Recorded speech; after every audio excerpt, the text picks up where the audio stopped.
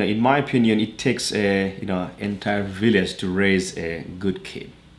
It's not only the parents' duty to raise a good kid.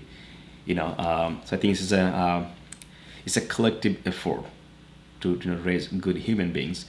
When Mark Stroman was going through a lot of challenge in his early childhood, he had a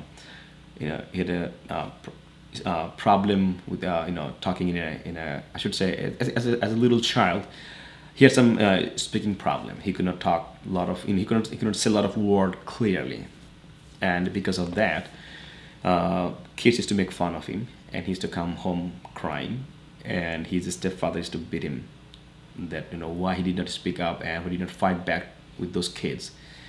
And his stepfather also told him that next time if he comes home crying, then he will get the same punishment, and if he wants to avoid that, he has to fight back, he has to beat those kids in the class. And he didn't want to do that. He kept coming home crying, and he was again punished at home, not for fighting back. So as a little child, he was pushed to be hateful to others. He was pushed to be revengeful to others.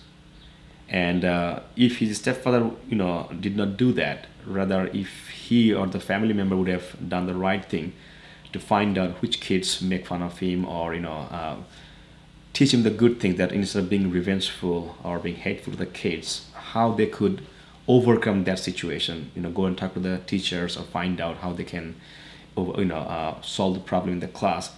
And also that was in his childhood. He got a lot of negative teachings from his stepfather. While he was growing up, I'm sure his family members knew that he was going out of track.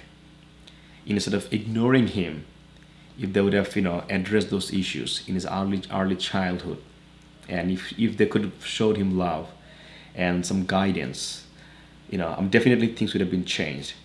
In many cases, I've seen the kids go out of track because of lack of love, lack of guidance. There is no, I should say, a moral character in front of them. They can follow someone. They can follow some role model. I think because of that, a lot of kids, they go out of track, and there is no. In many cases, I've seen no peace, or no peace at home, and the family is kind of like a dysfunctional family. And the relatives think it's not my problem, it's their child, is their problem.